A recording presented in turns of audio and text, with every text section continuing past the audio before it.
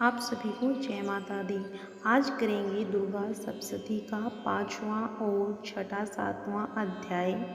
5वां अध्याय देवताओं द्वारा देवी की स्तुति। महर्षि मेधा ने कहा, पूर्व काल में शुंभ निशुंभ नामक असुरों ने अपने बल के मद से इंद्र का त्रिलोकी का राज्य और यज्ञों के भाग छीन लिए और वह दोनों इस प्रकार सूर्य, चंद्रमा, धर्मराज और वरुण के अधिकार भी छीन कर स्वयं ही उनका उपयोग करने लगे। वायु और अग्नि का कार्य भी वही करने लगे। इसके पश्चात उन्होंने जिन देवताओं का राज्य छीना था उनको अपने अपने स्थान से निकाल दिया। इस तरह से अधिकार छीने हुए दैत्यों द्वारा निकाले हुए देवता अब पराजित देवी का स्मरण करने लगे कि हे देवी, हमको वर दिया था आपने कि मैं तुम्हारी संपूर्ण विपत्तियों का नष्ट करके तुम्हारी रक्षा करूंगी। ऐसा विचार कर सब देवता हिमालय पर गए और भगवती विष्णु माया की स्तुति करने लगे। देवताओं ने कहा, देवी को नमस्कार है, शिव को नमस्कार है, प्रकृति और भद्रा को नमस्कार है। हम लोग रौद्रा, नित्य और गौरी को नमस्कार करते हैं। चंद्र रूपी काव्य सुख रूपी देवी को निरंतर नमस्कार है। शरणागतों का कल्याण करने वाली वृद्धि और सिद्धि रूपा देवी को हम बार बार नमस्कार करते हैं। और राजाओं की लक्ष्मी तथा श्रवणी को नमस्कार है। दुर्गा को दुर्ग स्थलों को पार करने वाली, दुर्गपारा को सारा ख्याति कृष्णा और धूर्म देवी को सदैव नमस्कार है। अत्यंत सौम्य तथा अत्यंत रौद्र रूप को हम नमस्कार करते हैं। उन्हें हमारा बारंबार प्रणाम है।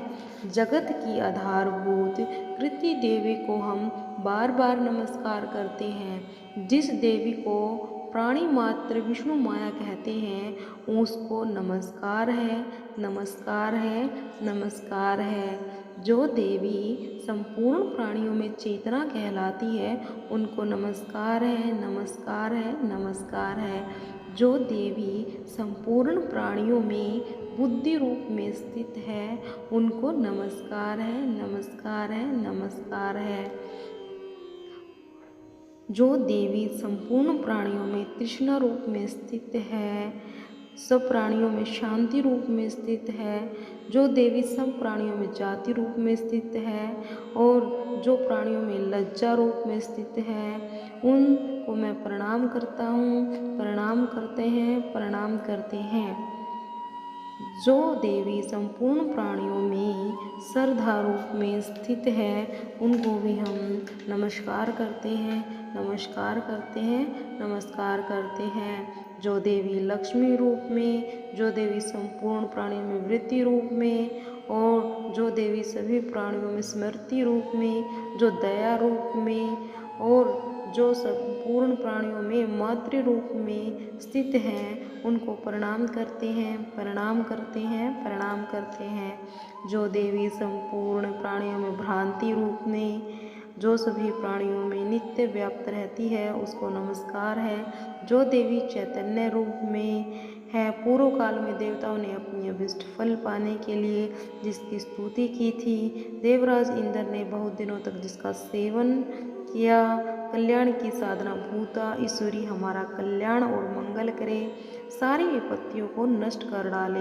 असुरों के सताए हुए हम संपूर्ण देवता उस परमेश्वरी को इस समय नमस्कार करते हैं जो भक्ति पूर्व स्मरण की जाने पर तुरंत ही सब विपत्तियों का नष्ट कर देती है। वह जगदम्बा इस समय भी हमारा मंगल करके हमारी समस्त विपत्तियों को दूर करे। महर्षि मेधा ने कहा कि हे राजन, जिस प्रकार सब देवता स्तुति कर रहे थे तो उसी समय पार्वती देवी गंगा में स्नान करने के लिए आई। तब उनके शरीर में से प्रकट होकर शिवा देवी बोली, शुंभ दैत्य के द्वारा स्वर्ग से निकाले हुए निशुंभ से हारे हुए यह देवता मेरी ही स्तुति कर रहे हैं। पार्वती के शरीर से अंबिका निकली थी, इसीलिए उसको संपूर्ण लोक में कौशिकी कहते हैं। कौशिकी के प्रकट होने के पश्चात पार्वती देवी के शरीर का रंग काला हो गया और वह हिमालय पर रहने वाली कालिका देवी के नाम से प्रसिद्ध हुई। फिर शुंभ निशुंभ के दूत चंडमुंड वहां आए और उन्होंने परम मनोहर रूप वाली अंबिका को देखा। फिर वह शुंभ के पास जाकर बोले, महाराज, एक अत्यंत सुंदर स्त्री हिमालय को प्रकाशित कर रही है। वैसा रंग रूप आज तक हमने किसी स्त्री का नहीं देखा। हे असुरेश्वर, आप यह पता लगाए कि वह कौन है और उसको ग्रहण कर लें। वह स्त्रियों में रतन है। वह अपनी कांति से दसों दिशाओं को प्रकाशित करती हुई वहाँ स्थित है, इसीलिए आपको उसका देखना उचित है। हे प्रभु, तीनों लोकों के हाथी, घोड़े और मणि इत्यादि जितने रत्न हैं, वह सब इस समय आपके घर में शोभायमान है। हाथियों में रतन ऐरावती हाथी, उच्चैश्रु नामक घोड़ा तो आप इंद्र से ले आए हैं। हंसों द्वारा जुता हुआ विमान जो कि ब्रह्मा जी के पास था, अब आपके पास है। यह महापद नामक खजाना आपने कुबेर से छीना। समुद्र ने आपको सदा खिले हुए फूलों की किंजलिकनी नामक माला दी। वरुण का कंचन की वर्षा करने वाला छत्र आपके पास है। रथों में श्रेष्ठ प्रजापति का रथ भी आपके पास है। हे दैतेंद्र, मृत्यु से उत्क्रांतिदा नामक शक्ति भी आपके ने छीन ली और वरुण का पासा भी आपके भ्राता निशुंभ के पास ही है और समुद्र में पैदा होने वाले सब प्रकार के रत्न भी आपके भ्राता निशुंभ के अधिकार में है और जो अग्नि में न जल सके ऐसे वस्त्र भी अग्निदेव ने आपको दिए हैं। हे दैत्यराज, इस प्रकार सारी रत्न रूपी वस्तुएं आप संग्रह कर चुके हैं, तो फिर आप यह कल्याणमयी स्त्रियों में रत्न रूप अनुपम स्त्री आप क्यों नहीं ग्रहण करते। महर्षि मेधा बोले, चंडमुंड का यह वचन सुनकर शुंभ ने विचार किया कि सुग्रीव को अपना दूत बनाकर देवी के पास भेजा जाए। प्रथम उसको सब कुछ समझा दिया और कहा कि वहाँ जाकर तुम उसको अच्छी तरह से समझना और ऐसा उपाय करना जिससे वह प्रसन्न होकर तुरंत मेरे पास चली आए। भली प्रकार समझा कर कहना। दूत सुग्रीव पर्वत के उस रमणीय भाग में पहुंचा जहाँ देवी रहती थी। दूत ने कहा, हे देवी, दैत्यों का राजा शुंभ जो इस समय तीनों लोकों का स्वामी है, मैं उसका दूत हूँ, यहाँ तुम्हारे पास आया हूँ। संपूर्ण देवता उसकी आज्ञा एक स्वर से मानते हैं। अब जो कुछ उनसे कहला भेजा है वह सुनो। उसने कहा, इस समय संपूर्ण त्रिलोकी मेरे वश में है और संपूर्ण युगों के भाग को अलग अलग मैं ही लेता हूँ। तीनों लोकों में जितने श्रेष्ठ रत्न हैं वह सब मेरे पास हैं। देवराज इंद्र का वाहन ऐरावती मेरे पास है जो मैंने उनसे छीन लिया था। उच्चश्रवा नामक घोड़ा जो क्षीर सागर में मंथन करने से प्रकट हुआ था वह भी मेरे ही पास है। हे सुंदरी, इनके अतिरिक्त और भी जो रत्न भूषण पदार्थ देवताओं के पास थे वे सब मेरे पास हैं। हे देवी, मैं तुम्हें संसार की स्त्रियों में रत्न मानता हूँ क्योंकि रत्नों का उपभोग करने वाला मैं ही हूँ। हे चंचल कटाक्ष वाली सुंदरी, अब यह मैं तुझ पर छोड़ता हूँ कि तू मेरी या मेरे भाई पराक्रमी निशुंभ की सेवा में आ जाए। यदि तू मुझे वरेगी तो तुझे अतुल्य महान ऐश्वर्य की प्राप्ति होगी। अतः तुम अपनी बुद्धि से यह विचार कर मेरे पास चली आओ। महर्षि मेधा ने कहा, दूत के ऐसा कहने पर संपूर्ण जगत का कल्याण करने वाली भगवती दुर्गा मन ही मन मुस्कुराई और इस प्रकार कहने लगी। देवी ने कहा, हे दूत, जो कुछ कह रहा है वह सत्य है, इसमें किंचन मात्र भी झूठ नहीं है। शुंभ इस समय तीनों लोकों का स्वामी है और निशुंभ भी उसी की तरह पराक्रमी है, किंतु इसके संबंध में मैं जो प्रतिज्ञा कर चुकी हूँ उसे मैं कैसे छुटला सकती हूँ। तू मैंने जो प्रतिज्ञा की है उसे सुन। जो मुझे युद्ध में जीतेगा, मेरे अभिमान को खंडित करेगा, मेरे बल मेरे समान होगा, वही मेरा स्वामी होगा। इसीलिए शुंभ तथा महापराक्रमी निशुंभ यहाँ आवे, युद्ध में जीतकर मुझे विवाह कर ले। इसमें भला देरी की क्या आवश्यकता है। दूत ने कहा, हे देवी, तुम अभिमान में भरी हुई हो, मेरे सामने तुम ऐसी बातें ना करो। इस त्रिलोक में मुझे तो ऐसा कोई नहीं दिखाई देता कि जो शुंभ निशुंभ के सामने ठहर सके।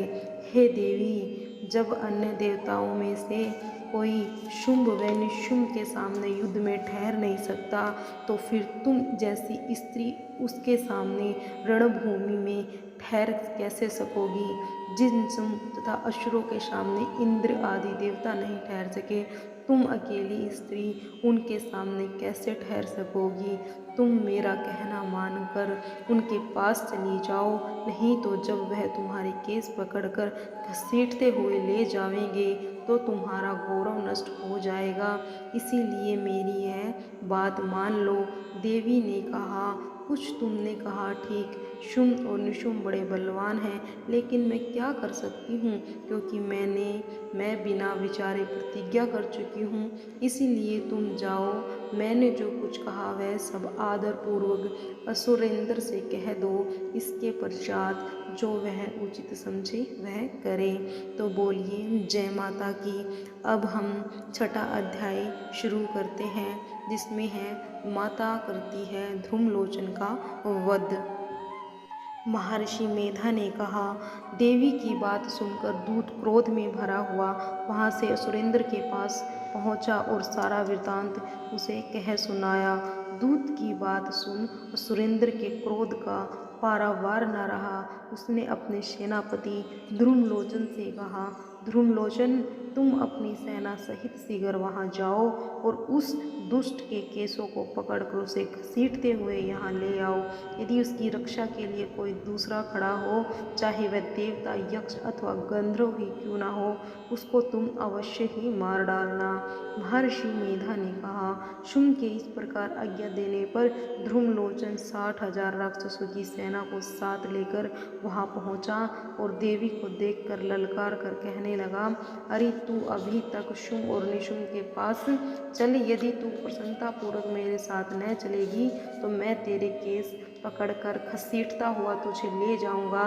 देवी बोली, असुरेंद्र का भेजा हुआ तेरे जैसा बलवान यदि बलपूर्वक मुझे ले जाएगा तो ऐसी दशा में मैं तुम्हारा क्या ही कर सकती हूँ। महर्षि मेधा ने कहा। ऐसा कहने पर ध्रुमलोचन उसकी ओर लपका, किंतु देवी ने उसे अपने हुंकार से ही भस्म कर डाला। यह देखकर असुर सेना क्रुद्ध होकर देवी की ओर बढ़ी, परंतु अंबिका ने उन पर तीखे बाणों, शक्तियों तथा हर्षों की वर्षा आरंभ कर दी। इतने में देवी का वाहन भी अपनी ग्रीवा के बालों को झटकाते हुआ बड़ी भारी शब्द करता हुआ असुर सेना पर कूद पड़ा। उसने कई असुरों अपने पंजों से, अपने जबड़ों से और कई धरतियों पर पटक पटक कर अपने दाड़ों से घायल करके मार डाला। उसने कई असुरों के अपने नखों से पेट फाड़ डाले और असुरों को तो केवल थप्पड़ मारकर ही सिर धड़ से अलग कर दिए। कई असुरों की भुजाएं, सिर तोड़ डाले। गर्दन के बालों को हिलाता हुआ उसने कई असुरों को पकड़ पकड़ कर उनके पेट फाड़कर उनका रक्त पी डाला। तो इस प्रकार देवी के उस बलवान सिंह ने क्षण भर में असुर सेना को समाप्त कर डाला। अगर माँ का जो सवारी है वह ही इतनी बलवान है, तो माँ का तो क्या ही कहना है, जिसने जगत को बनाया है। और शुंभ जैसे राक्षस ने माँ को ललकारा और माँ ने भी डटकर उनका वध किया। शुंभ ने जब यह सुना कि देवी ने ध्रुमलोचन असुरों को मार डाला है और उसके सिंह ने सारी सेना का संहार कर डाला, तब उसको बड़ा क्रोध आया। उसके मारे क्रोध के होठ फड़कने लगे। उसने चंड तथा मुंड नामक महाअसुरों को आज्ञा दी, हे चंड मुंड, तुम अपने साथ एक बड़ी सेना लेकर वहां जाओ। उस देवी को बाल पकड़कर उसे बांधकर तुरंत यहाँ ले आओ। यदि उसको यहाँ लाने में किसी प्रकार का संदेह हो तो अपनी सेना सहित उससे लड़ते हुए उसको मार डालो। जब वह दुष्टा और उसका सिंह दोनों मारे जावे, तब भी उसको यहाँ बांध कर ले आना। ये था हमारा छठा अध्याय। अब शुरू करते हैं हम अपना सातवां अध्याय, चंड और मुंड का वध। महर्षि मेधा ने कहा, दैत्यराज की आज्ञा पाकर चंड और मुंड चित्रांगनी सेना के साथ लेकर हथियार उठाए देवी से लड़ने के लिए चल दिए। हिमालय पर्वत पर पहुंचकर उन्हें मुस्कुराती हुई देवी जो सिंह पर बैठी हुई थी देखा। जब असुर उनको पकड़ने के लिए तलवार लेकर उनकी ओर बढ़े, तब अंबिका को उन पर बड़ा क्रोध आया। हमारे क्रोध में उनका मुख काला पड़ गया, उनकी भ्रुकुटियाँ चढ़ गईं और उनके ललाट में से अत्यंत भयंकर तथा अत्यंत विस्तृत मुख वाली लाल आंखों वाली काली प्रकट हुई, जो अपने हाथों में तलवार और पास लिए हुई थी। वह विचित्र खड्ग धारण किए हुई थी तथा चीते के चर्म की साड़ी एवं नरमुंडों की माला पहनी हुई थी। उसका मांस सूखा हुआ, उसके शरीर केवल हड्डियों का ढांचा, जो भयंकर शब्द से दिशाओं को पूर्ण कर रही थी, असुर सेना पर टूट पड़ी, दैत्यों का भक्षण करने लगी।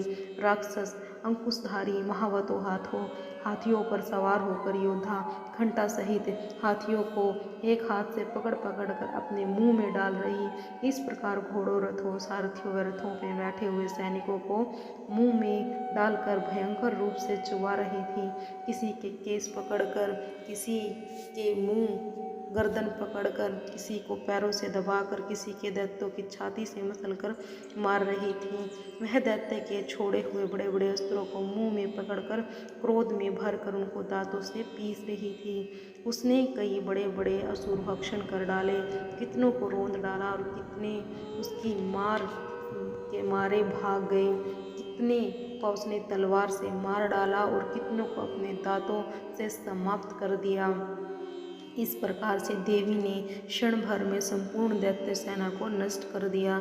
यह देखकर महापराक्रमी चंड काली देवी की ओर लपका और मुंड ने भी देवी को अपना भयानक बाणों की वर्षा आरंभ कर दी। अपने हजारों चक्र उस पर छोड़े।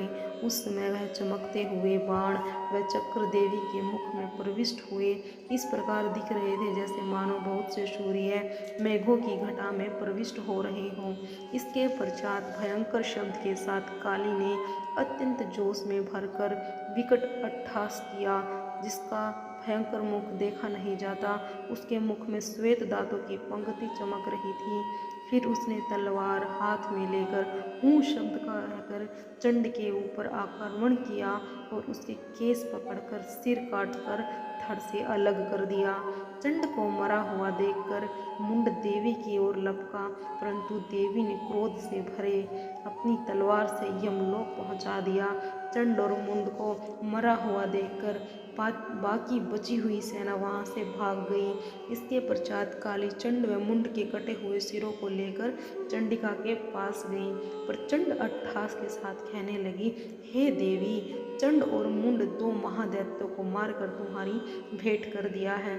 अब शुंभ निशुंभ का तुमको स्वयं वध करना है। महर्षि मेधा ने कहा।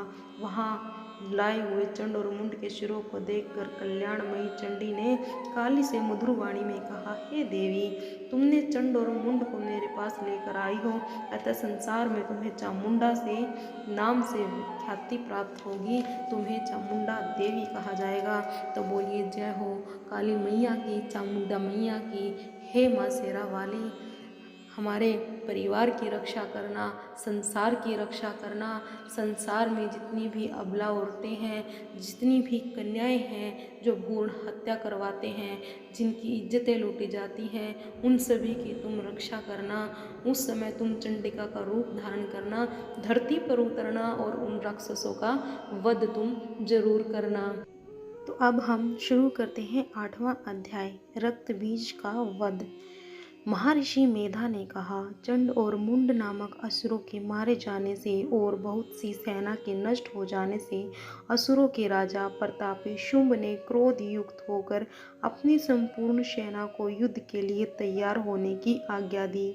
उसने कहा, अब उदायुध नामक 86 असुर सेनापति अपनी सेनाओं के साथ युद्ध के लिए जाए और काबू नामक 84 सेनापति भी युद्ध के लिए जाए और कोटि वीर्या नामक 50 सेनापति, धर्म कुल नामक के 100 सेनापति प्रस्थान करें।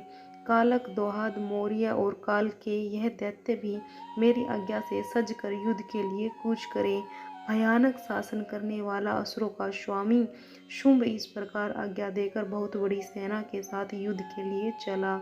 उसकी सेना को अपनी ओर आता देखकर चंडिका ने अपनी धनुष टंकार से पृथ्वी और आकाश के बीच का भाग गुंजा दिया।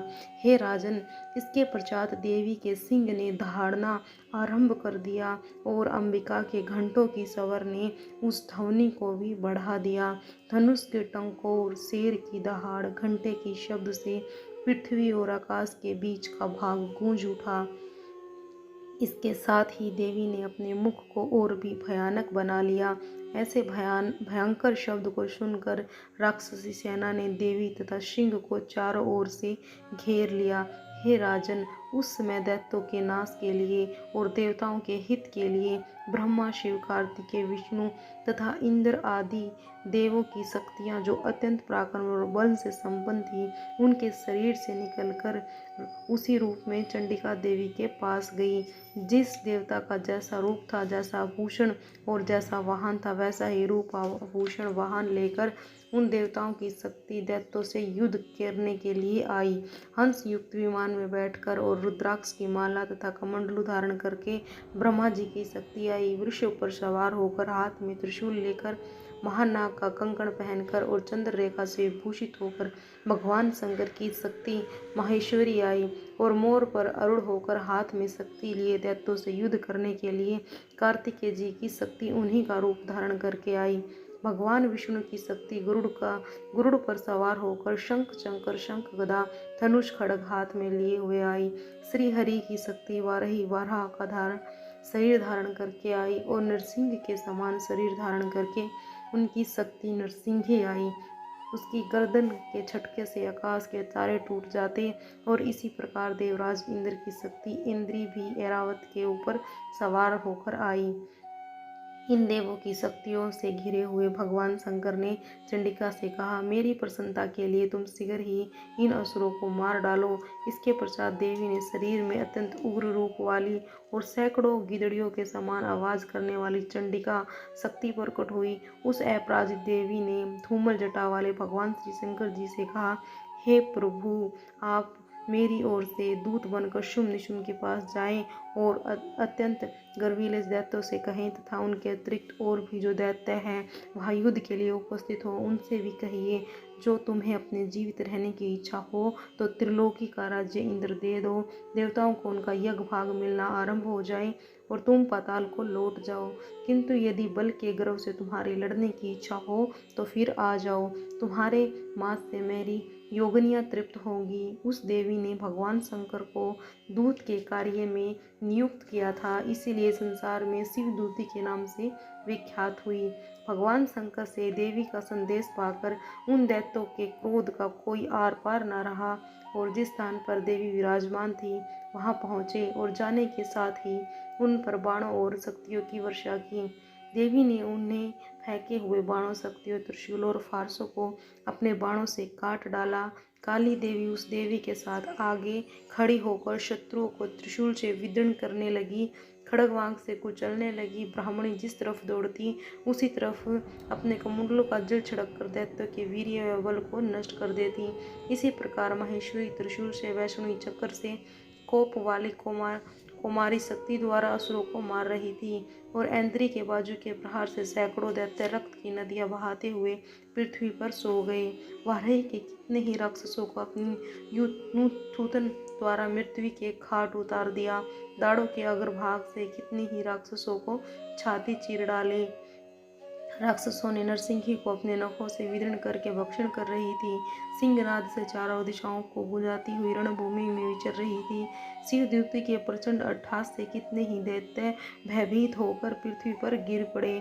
उनके गिरते ही उसको भक्षण कर गई। इस तरह क्रोध में भरे हुए मैत्रगणों द्वारा नाना प्रकार के उपायों से बड़े बड़े असुरों को मारते हुए देखकर राक्षसी सेना भाग खड़ी हुई।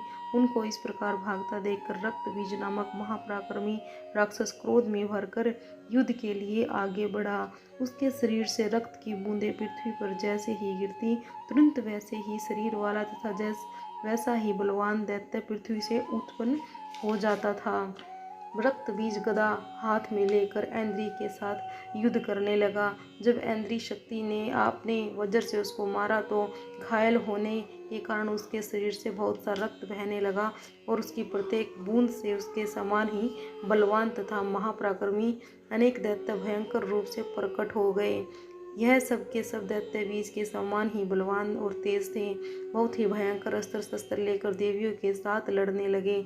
जब ऐन्द्री के वज्र प्रहार से उसके मस्तक पर चोट लगी और रक्त बहने लगा तो उसमें से भी हजारों पुरुष और उत्पन्न हो गए। वैष्णवी ने चक्कर से और ऐन्द्री ने गदा से रक्त बीज को चोट पहुंचाई और वैष्णवी के चक्कर से घायल होने पर उसके शरीर से जो रक्त बहा उससे भी हजारों महाअसुर उत्पन्न हुए, जिनके द्वारा यह संपूर्ण जगत व्याप्त हो गया। कुमारी ने शक्ति से, वाराही ने खड्ग और महाईश्वरी ने त्रिशूल से उसको घायल किया। इस प्रकार क्रोध में भरकर उस महादैत्य ने जब मातृ शक्तियों पर अलग अलग गदा से प्रहार किया और माताओं ने शक्ति तथा शूल इत्यादि से उसको जो बार बार घायल किया, उससे सैकड़ों महादैत्य उत्पन्न हुए। इस प्रकार उस रक्त बीज के रुधिर से उत्पन्न हुए असुरों ने संपूर्ण जगत व्याप्त हो गया, जिससे देवताओं को भय हुआ। देवताओं को भयभीत देखकर चंडिका ने काली से कहा, हे चामुंडे, अपने मुख को बड़ा करो और मेरे शस्त्रघात से उत्पन्न हुए रक्त बिंदुओं तथा रक्त बिंदुओं से उत्पन्न हुए महाअसुरों को तुम अपने इस मुख में भक्षण करती जाओ। इस प्रकार रक्त बिंदुओं से उत्पन्न हुए महाअसुरों को तुम अपने इस मुख में भक्षण करती जाओ। इस प्रकार रक्त बिंदुओं से उत्पन्न हुए महादैत्य को भक्षण करती जाओ। तुम रणभूमि में विचरण करो। इस प्रकार रक्त क्षीण होने से यह दैत्य नष्ट हो जाएगा। तुम्हारे भक्षण करने के कारण अन्य दैत्य उत्पन्न नहीं होंगे। काली ने इस प्रकार कहकर चंडिका देवी ने रक्त बीज पर अपने त्रिशूल से प्रहार किया और काली देवी ने अपने मुख में उसका रक्त ले लिया। तब उसने गदा से चंडिका पर प्रहार किया। प्रहार से चंडिका को तनिक भी कष्ट न हुआ, किंतु रक्त बीज के शरीर से बहुत सा रक्त बहने लगा, जिसके गिरने के साथ ही काली ने उसको अपने मुख में ले लिया। काली के मुख में उस रक्त से जो असुर उत्पन्न हुए उनको उसने भक्षण कर लिया और रक्त को पीती गई। तदंतर देवी ने रक्त बीज का जिसका कि खून काली ने पिया था, चंडिका ने उस दैत्य को वज्र बाण और खड्ग तथा दृष्टि इत्यादि से मार डाला। हे राजन, अनेक प्रकार के शस्त्रों से मारा हुआ और खूनी से वंचित वह महादैत्य रक्त बीज पृथ्वी पर गिर पड़ा। हे राजन, उसके गिरने से देवता अत्यंत प्रसन्न हुए और माताएं उन असुरों का रक्त पीने के पश्चात उद्यत होकर नृत्य करने लगी। तो बोलिए जय हो चामुंडा माई, काली माई की। तो ये था हमारा 8वां अध्याय। अगले अध्याय के लिए आप वेट करें और कमेंट में जय माँ चामुंडा जरूर लिखें।